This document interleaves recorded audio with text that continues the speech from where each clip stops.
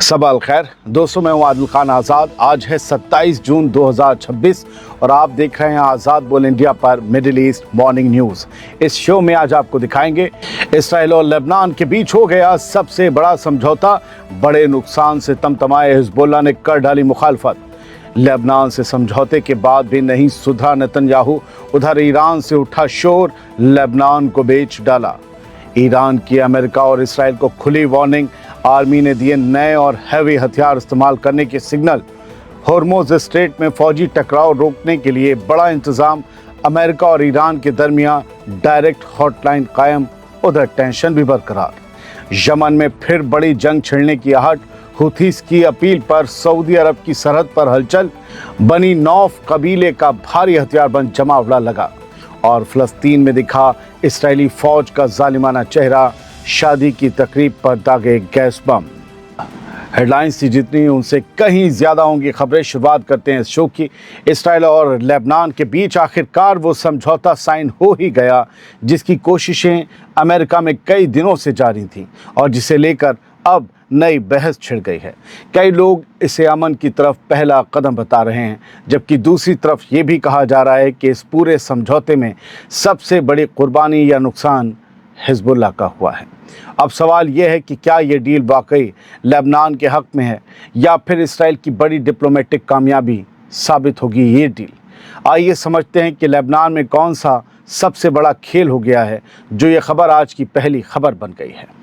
26 और 27 जून की दरमियानी रात अमेरिका की सरपरस्ती में इसराइल और लेबनान के बीच एक फ्रेमवर्क डील साइन की गई।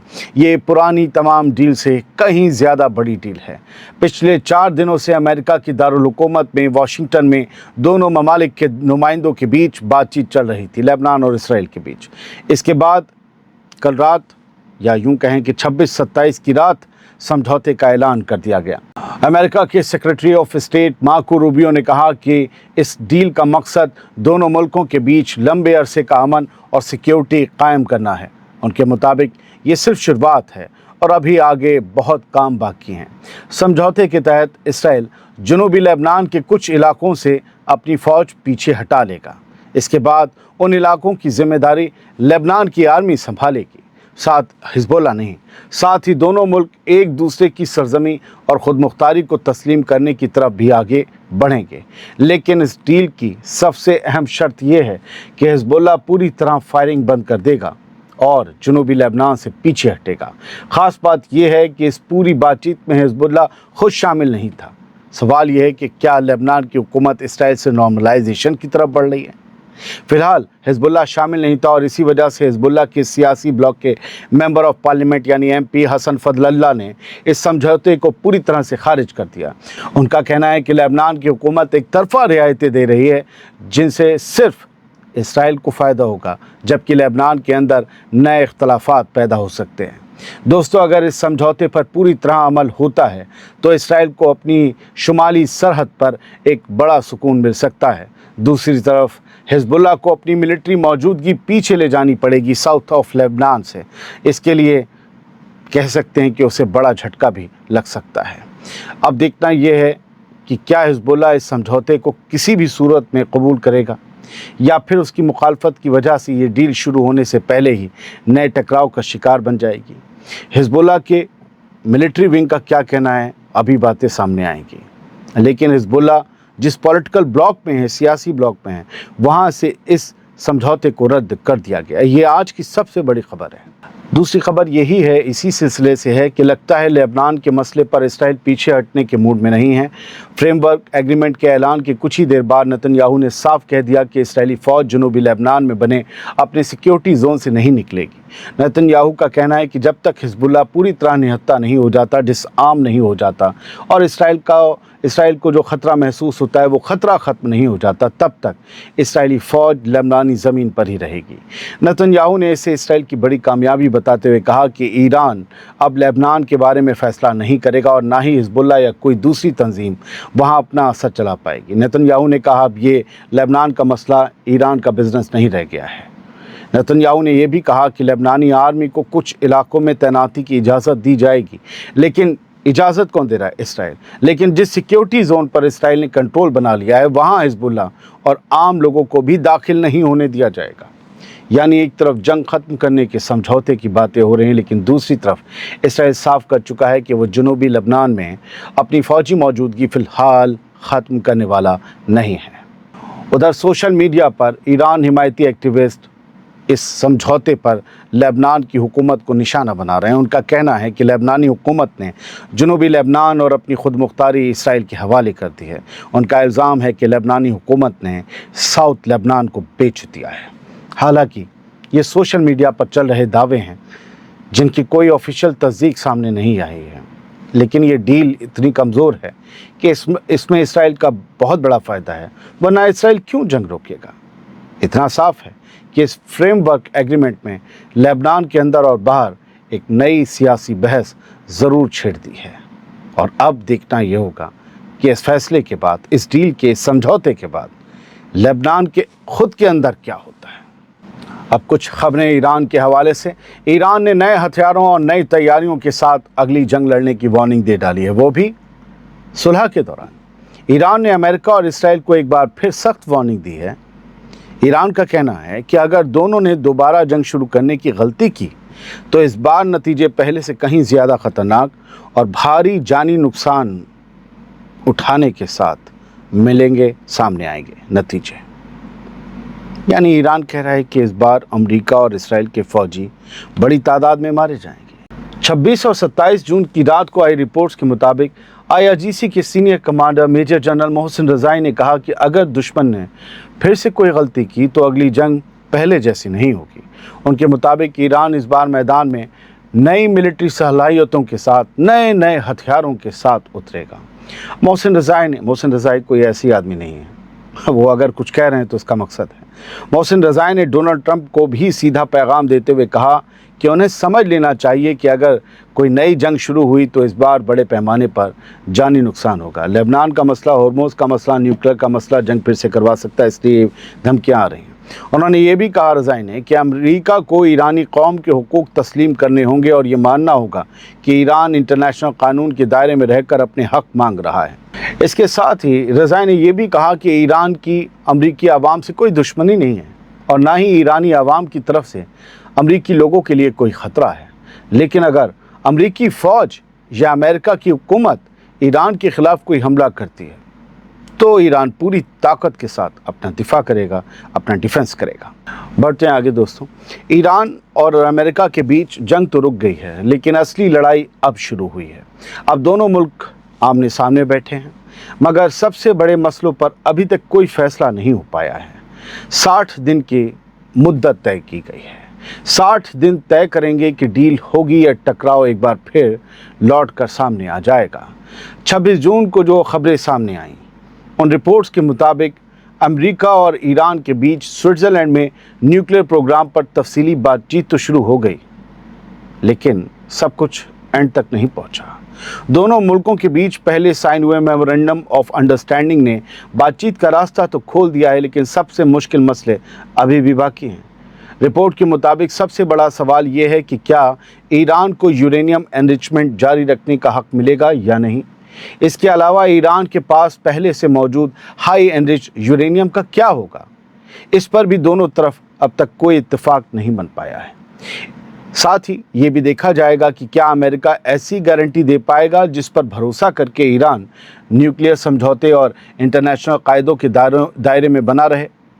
दोस्तों, यही वो मसले हैं जिन पर पहले भी कई बार बातचीत टूट चुकी है। इसलिए अब सिर्फ सीज़ फायर काफ़ी नहीं होगा, बल्कि आने वाले 60 दिनों में इन मुश्किल मसलों का हल निकालना ही इस पूरी डील की कामयाबी या नाकामी तय करेगा। अब देखना ये होगा कि क्या इस बार दोनों मुल्क कोई ऐसा रास्ता निकाल पाते हैं जो लंबे अरसे तक कायम रहे, या फिर न्यूक्लियर मसला एक बार फिर वेस्ट एशिया को नए टकराव की तरफ धकेल देगा। ये मेरा एनालिसिस था, क्योंकि ये बातें खबरों में नहीं छप रही। खबरों में बस वही छप रहा है जो कहा जा रहा है, जो बोला जा रहा है। ये वो बातें हैं जो बता रही हैं कि हालात अभी ठीक नहीं हैं, और मैंने आपको लेबनान का किस्सा सुना ही दिया। आगे बढ़ते हैं। कुछ और भी हो रहा है डेवलपमेंट, वो देख लीजिए। ऐसा नहीं है कि सिर्फ जंग की सूरतें हैं, बात चीत की भी सूरतें हल की जा रही हैं। 26 जून को सामने आई रिपोर्ट के मुताबिक स्ट्रेट ऑफ हॉर्मुज़ में फौजी टकराव रोकने के लिए ईरान और अमेरिका के दरमियान एक डायरेक्ट कम्युनिकेशन लाइन कायम कर दी गई।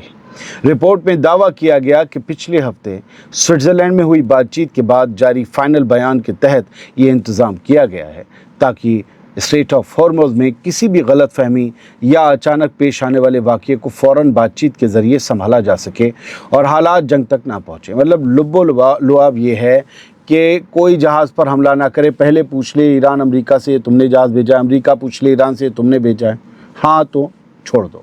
बताया जा रहा है कि कम्युनिकेशन लाइन इस्लामाबाद MOU के आर्टिकल 5 पर अमल कराने का भी हिस्सा है, जिसके तहत दोनों तरफ किसी भी फौजी तनाव को बढ़ने से रोकने की कोशिश की जाएगी और लगातार की जाएगी। ईरान की खबरें ख़त्म, चलते हैं यमन। क्या यमन में एक बार फिर बड़ी जंग की तैयारी शुरू हो रही है?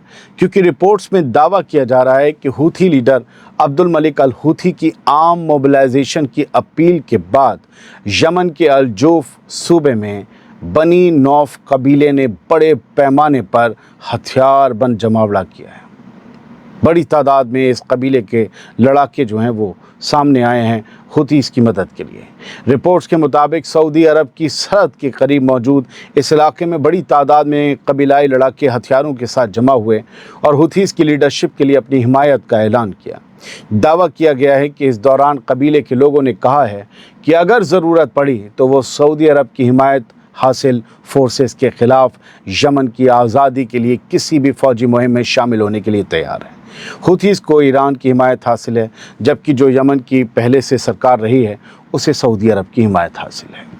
खैर, जो दावे किए जा रहे हैं उन दावों की आज़ादाना तस्दीक फ़िलहाल सामने नहीं आई है कि ये कबीला गया है हथियार, लेकिन और वीडियोज़ भी आए हैं, फिर भी ये रिपोर्ट साबित करती है कि हूथीज़ एक बार फिर बड़े पैमाने पर कबीलाई ताकत को मैदान में उतारने की तैयारी कर रहे हैं। मैंने कुछ और रिपोर्ट्स पढ़ी हैं आम मोबिलाइजेशन को लेकर, आम लोगों से कहा है कि हथियार उठाइए।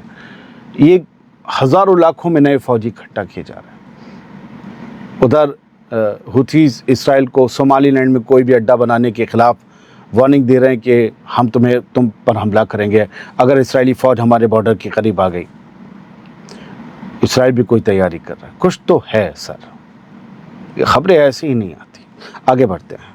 फ़लस्तीन के वेस्ट बैंक वाले हिस्से में इसराइली फ़ौज की कार्रवाई एक बार फिर से चर्चा में है। जुल्म के नज़ारे एक बार फिर सामने आए हैं। 26 जून को सामने आई रिपोर्ट्स के मुताबिक इस बार निशाना कोई लड़ाई का मैदान नहीं बल्कि एक शादी की महफिल बनी जहां लोगों में अफरा तफरी मच गई। रिपोर्ट्स के मुताबिक इसराइली फ़ौज ने कब्ज़े वाले वेस्ट बैंक में मौजूद एक अनाता नाम का जो कस्बा है वहाँ पर धावा बोल दिया।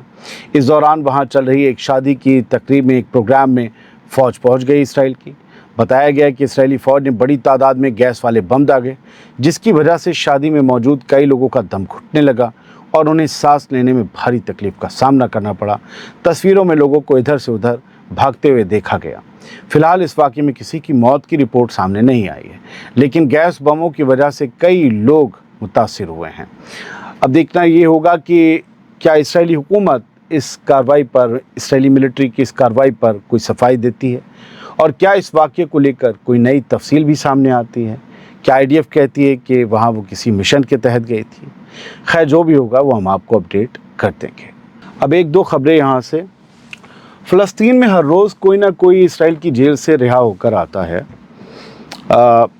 26 जून को पैलेस्टाइन ऑनलाइन ने ये तस्वीर दिखाई और बताया कि ये फ़लस्तीनी शख्स जो कि इसराइल की जेल में बंद थे डिटेंशन सेंटर में, इनका नाम है अली अम्ब्रो। अब देखिए कि ये 2 साल तक इसराइल की जेल में रहे हैं।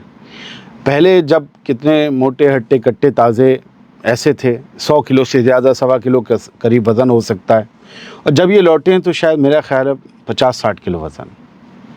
इसराइल की जेलों में कैद किए गए फ़लस्तीनियों के साथ हमेशा इंसानियत के ख़िलाफ़ जो जराइम होते हैं उनको अंजाम देने के इल्ज़ाम लगते रहते हैं। ये उसकी एक और तस्वीर, एक और बानगी बताई जा रही है। उधर द टाइम्स ऑफ इसराइल ने लिखा, Trump says Iran still has some military capability but not much. मैंने कहा था हर रोज़ आखिर में मैं आपको छोटी छोटी कुछ खबरें दूंगा, ये वही हैं।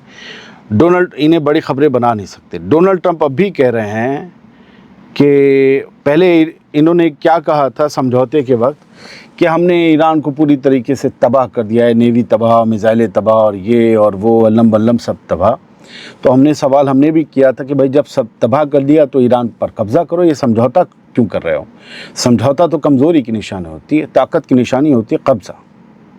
अब भाई साहब खुद कह रहे हैं डोनाल्ड ट्रंप 26 जून की रात कि ईरान के पास अब भी कुछ मिलिट्री कैपेबिलिटी, मिलिट्री कुव्वत बाकी है। अरे है पूरी, तभी तो समझौता कर रहे हो, वरना क्या करते तुम? कब्जा लेते। बट नॉट मच कह रहे, लेकिन बहुत ज़्यादा नहीं है। तो मिलिट्री कुव्वत, हथियार भी हैं, मतलब अब मिलिट्री कुव्वत में क्या होता है, एयर डिफेंस भी होगा, मिसाइलें भी होंगी, हथियार भी होंगे, कारतूस भी होंगे, फौजी भी होंगे, बोट्स भी होंगी, जहाज़ भी होंगे, लेकिन बहुत ज़्यादा नहीं। तो जाओ ना, तुम्हारे पास तो बहुत ज़्यादा है, दुनिया को बेचते हो, उनको तो ख़रीदने भी नहीं देते। अब इन खबरों में ऐसे आना नहीं चाहते, वरना हम एनालाइज करने लगते हैं।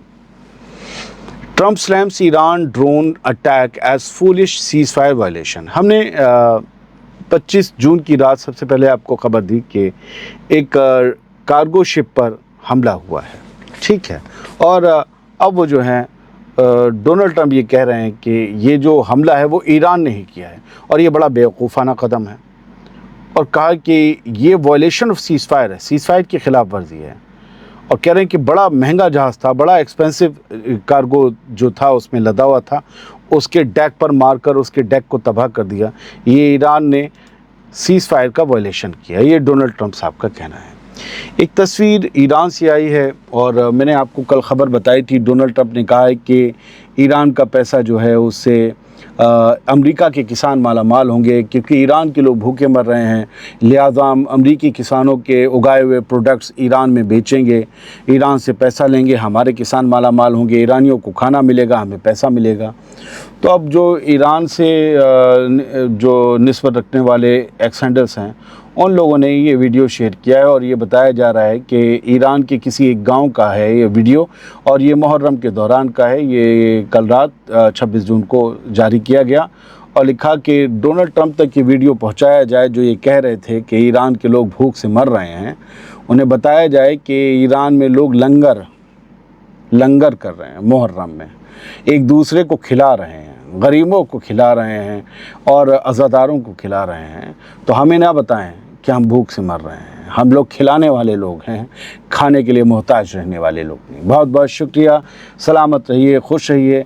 डायरेक्ट बोलने में कहीं पर अगर एक आध लफ्ज़ कुछ गड़बड़ हो गया जो आपने पकड़ लिया हो, बहुत से लोग 20 मिनट की न्यूज़ नहीं सुनते, 15 मिनट की, वो एक लफ्ज़ सुनते हैं, तो माफ़ कीजिएगा, मैं रोबोट नहीं हूँ, कभी ख़ुद 15-16 मिनट बोलिएगा, लफ्ज़ हो जाते हैं इधर उधर। थैंक यू वेरी मच, सलामत रहिए।